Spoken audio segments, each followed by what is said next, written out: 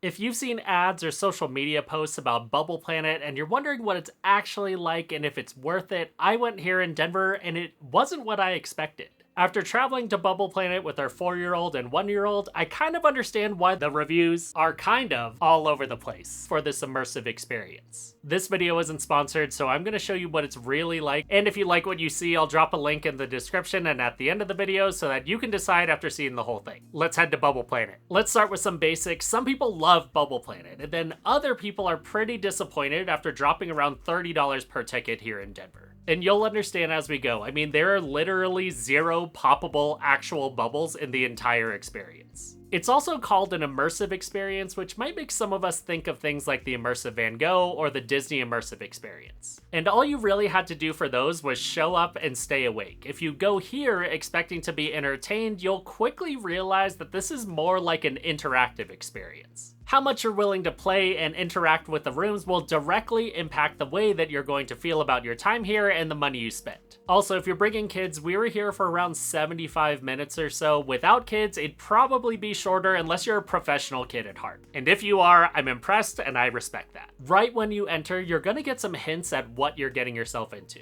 There are some interactive games where you're pumping up a balloon or some bubbles using your foot or blowing into a straw. And because of things like this, you'll want to wear comfortable clothes and shoes because it'll just make it a lot more fun for your whole group. In the first real room, you're transported into the ocean or an incredibly ambitious aquarium tank. There are mirrors on the wall, and I definitely saw some 2-year-olds walk directly into the mirrors. It was pretty hilarious. Honestly, our 1-year-old would have done it too if he had some more speed. There are fish and sharks and coral all over the floor. Most kids are gonna really like this, but the floor doesn't react to you, kind of like you'd see at a cool aquarium or kids museum. So there are bubbles because it's water, but does this scream Bubble Planet? I mean, this is more Water Planet. Kids probably don't really care, but right from the jump, this might not be what you expected. Let's be real, most younger kids don't really care about a cohesive narrative at this point in their lives. Our 2 kids thought that this was a really fun way to start, and you can see a bunch of younger kids running around in here having fun. And once you leave the room, you're taken completely out of that immersive experience to go to a room that's unrelated to anything that you just saw. This could be very confusing to an adult with different expectations, but our 4-year-old was literally sprinting down the hallway to run into this room filled with big pink balloons. The room is filled with oversized latex balloons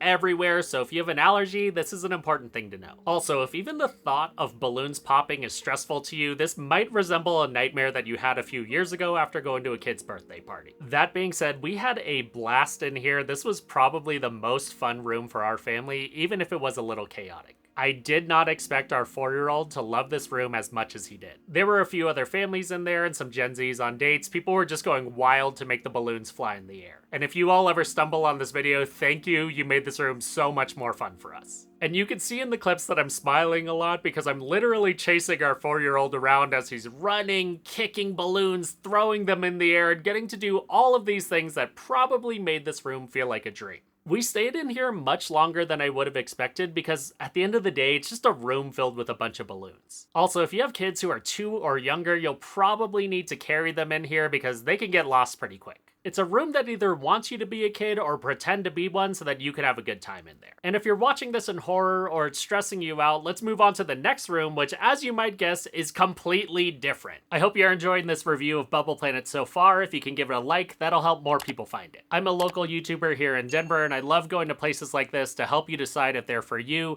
If you hit that subscribe button, YouTube will show you more videos like this. Now let's get back to Bubble Planet. After leaving a wild Energizer Bunny pink balloon room, you go into a very dark room with a dome that's doing the most to get your attention. And if you thought that Bubble Planet was going to be more of a passive, grown-up, immersive experience, this is probably what you thought the whole thing was going to be like. You can see that it's not huge, but it's a good size. It's kind of fun to look at for a minute or two from the outside. And I guess it's kind of a bubble because it's a dome. But that's not all it is. Once you go inside, you can plop down on a big love sack and watch the animations all around you and have a near sound bath-like experience. The dome also makes any sounds or voices bounce all around it, which can either be cool, hilarious, or a little crazy depending on who's in the dome with you. There's no question you could do some pretty funny stuff in there, but I had to hold back because of the children. If we were here without kids, we would have spent another 5 minutes here taking it all in and relaxing, but for kids,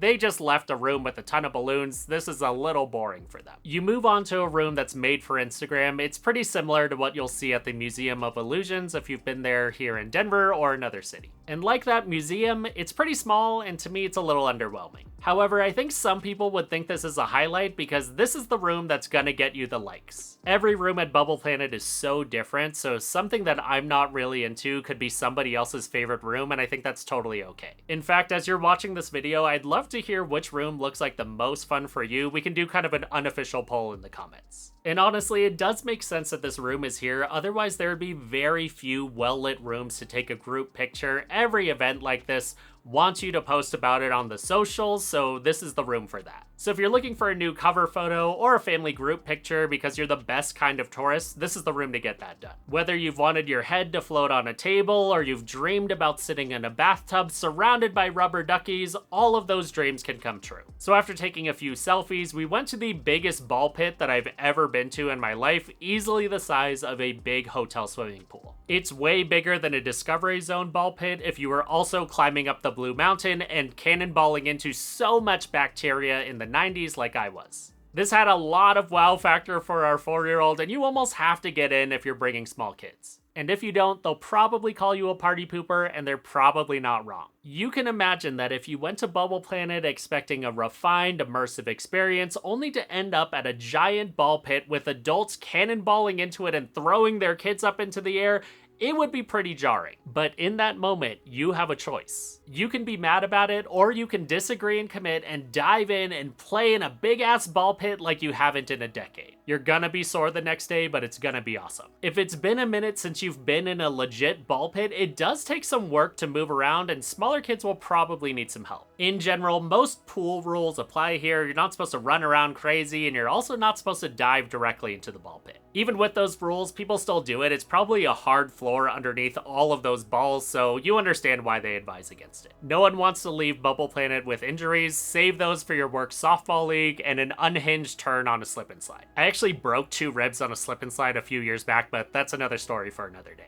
There were some high schoolers on dates here too, and if you're the right kind of couple, this could be part of an awesome date. Seeing the couples and families that got in and were just throwing each other around like they were playing in a pool, that was awesome. I thought this room was really fun, and if you're a parent, a lot of that fun is just going to be watching your kids struggle to crawl around in the balls. I had to help a few elementary school kids who got stuck in the middle a few times, but it's pretty fun being a ball pit lifeguard. Even if balloon or ball pit chaos is not your usual idea of fun, if you allow yourself to just let loose and have fun for an hour with your kids or whoever you go here with, you're going to have a better time. After around 15 to 20 minutes in the ball pit, you go down some hallways that are reminiscent of those cool infinity rooms, but it's not as epic. Chances are you've walked through something like this at a really impressive holiday light show or carnival. This is one of those things where you might want to just stop and stare into the infinite abyss for a moment, but it's kind of hard to do that when people would have to sneak past you over and over. I still thought this was pretty cool. I just wish the layout was different so that you could hang out there and take your time with it. First world problem, but a real thing. If you go, you'll understand. We had the VIP tickets, which gave us access to use VR headsets and those bubble chairs that you might have sat in a library, a pool in Vegas, or maybe even at work.